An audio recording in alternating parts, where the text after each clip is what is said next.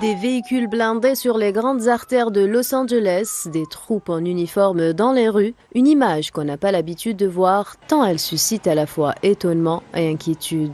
Depuis ce matin, plusieurs unités de l'armée américaine ont été déployées dans différents quartiers de la ville sur décision conjointe des autorités fédérales et locales.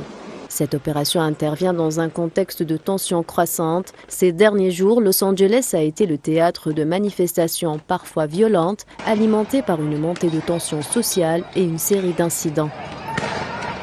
Dans une publication sur la plateforme sociale X, le gouverneur de la Californie, Gavin Newsom, a qualifié ces déploiements d'imprudents et d'irrespectueux envers les troupes.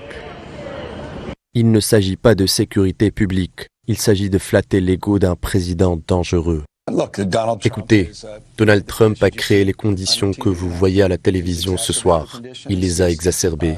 Il a, vous savez, allumé l'allumette proverbiale. Il a jeté de l'huile sur le feu. Depuis qu'il a annoncé sa prise de fonction dans la garde nationale, c'est un acte illégal, immoral et inconstitutionnel. En réponse à l'appel du président américain Donald Trump à arrêter le gouverneur Gavin Newsom, le procureur général Rob Bonta et Newsom ont déposé plainte. La maire Karen Bass a critiqué le déploiement des troupes de la Garde nationale et des Marines, le qualifiant de tentative délibérée de l'administration Trump de créer le désordre et le chaos dans la ville. J'ai l'impression que notre ville est un véritable test. Un test pour voir ce qui se passe lorsque le gouvernement fédéral intervient et retire des pouvoirs à l'État ou aux collectivités locales. Je ne pense pas que votre ville doive servir de cadre expérimental pour voir ce qui se passe dans la deuxième plus grande ville du pays. Enfin, on pourrait peut-être faire pareil avec d'autres villes.